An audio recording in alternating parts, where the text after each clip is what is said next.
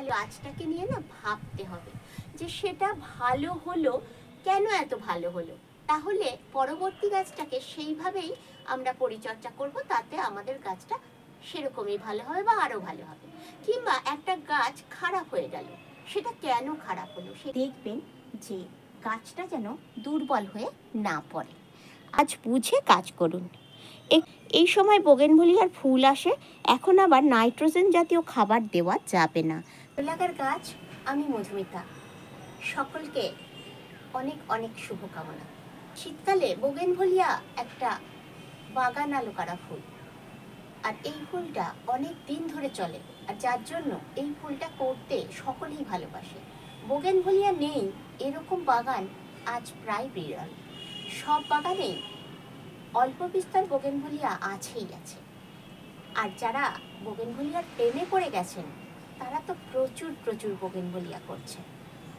আজ বলবো বোগেনভেলিয়া বা কাগজ ফুলের কথা। ফুল বলা হতো, এখন তাকে বোগেনভেলিয়া বা বাগানবিলাস নামেই সবাই বেশি চেনে। সূর্যালোক প্রিয় এই গাছটা 5-6 ঘন্টা সরাসরি রোদে থাকতে ভীষণ ভালোবাসে। বছরের 2 থেকে 3 বার বোগেনভেলিয়াকে কাটাই ছাঁটাই অবশ্যই করতে হবে। আর কাটাই ছাঁটাই করতে গিয়ে দেখবেন যে গাছটা যেন দুর্বল হয়ে না পড়ে। আর কাটাই ছাঁটাই করলে আস্তে আস্তে ওদের শেপ খুব সুন্দর হয়ে আসবে। ডাল কাটাই ছাঁটাই করবেন, কিন্তু তাড়াহুড়ো করবেন না, গাছ বুঝে কাজ করুন। একটি দুর্বল গাছকে বেশি কাটলে সে আরও দুর্বল হয়ে পড়বে। তাই সবসময় নাইট্রোজেন জাতীয় খাবার দিয়ে গাছকে বাড়তে দিন ও সবল করুন। গাছের ডালপালা মেললে তবেই কাটার কথা ভাববেন। এই সময় বোগেনভেলিয়ার ফুল আসে, এখন আবার নাইট্রোজেন জাতীয় খাবার দেওয়া যাবে না, তাহলে গাছ বৃদ্ধি পাবে, ফুল নয়। ওদের এই সময় জল কম দিন, আর 0050 বা 10-26-26 1 লিটার জলে 5 ml বা 20 ফোঁটা দিয়ে দিন। আর যদি আপনাদের কাছে সেটা ডাস্ট ফর্মে থাকে, 10-20টা দানা প্রত্যেকটা মাটির টবে দিয়ে দিন। মাটি কিন্তু বেশি খুসবেন না। মাটি যদি বেশি খোসেন তাহলে শিকড়ে ঘা লাগবে, আর শিকড়ে ঘা লাগলে গাছের ক্ষতি হবে। জল দিতে হবে প্রতিদিন, না হলে ফুলের বোটাগুলো শুকিয়ে ঝরে যাবে। 15 দিন অন্তর অন্তর সুপার সোনাটা 1 লিটার জলে 10 ফোঁটা দিয়ে স্প্রে করুন। তবে কি, ফুলের সংখ্যা যেমন বাড়বে উজ্জ্বলতাও তেমন বৃদ্ধি পাবে, আর গাছের শক্তিও যোগাবে।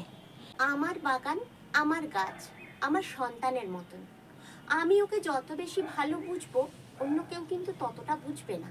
আর সেই জন্যই আমি ওর কাটাই ছাঁটাই, ওর খাবার দাবার, ওর দেখভাল যতটা ভালো বুঝবো, ততটাই আমার গাছ বাড় বৃদ্ধি, আমার গাছের বাড় বৃদ্ধি ততটাই ভালো হবে। আমি গাইডলাইন দিয়ে দিচ্ছি, আপনারা আপনাদের গাছ বুঝে কাজ করবেন।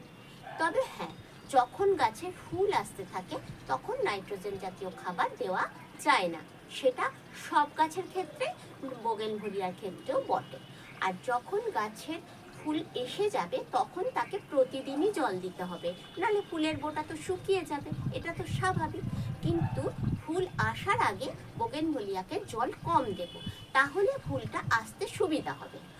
আর নাইট্রোজেন জাতীয় খাবার না দিয়ে ফুল হবে এই রকম খাবার আমাদের দিতে হবে।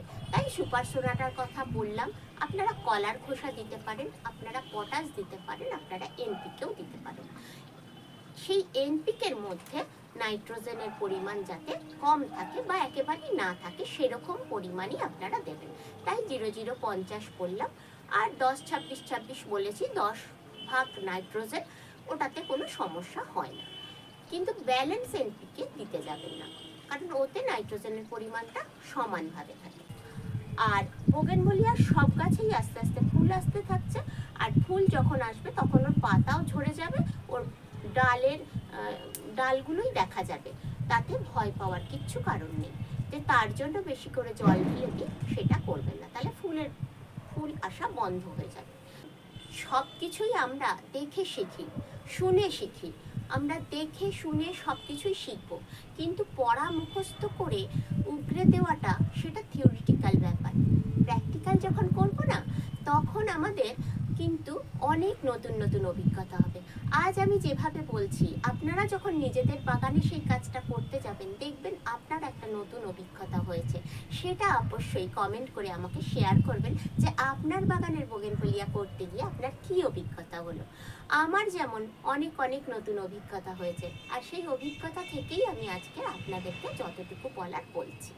আপনারা গাইডলাইন নিয়ে নেবেন আর নিজের পছন্দ মতন করে বাগান করুন। সবচেয়ে বড় কথা কি জানেন তো, গাছ যখন একটা বসাই, তখন আমাদের সেই গাছটাকে নিয়ে না ভাবতে হবে যে সেটা ভালো হলো কেন, এত ভালো হলো, তাহলে পরবর্তী গাছটাকে সেইভাবেই আমরা পরিচর্যা করব, তাতে আমাদের গাছটা সেরকমই ভালো হবে বা আরও ভালো হবে।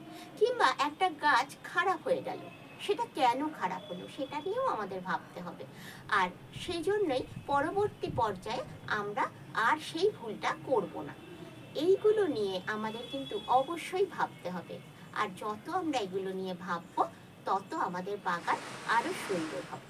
আমি আমার বোগেনভেলিয়ার যে লুক আপনাদের সামনে তুলে ধরলাম, সেটা আপনারা অবশ্যই দেখুন, পর্যবেক্ষণ করুন, শুনুন, জানুন আর নিজেদের মতন বাগান করুন। সবাই সুস্থ থাকবেন, ভালো থাকবেন, আর অবশ্যই ভিডিওটা ভালো লাগলে লাইক, শেয়ার, কমেন্ট করতে ভুলবেন না।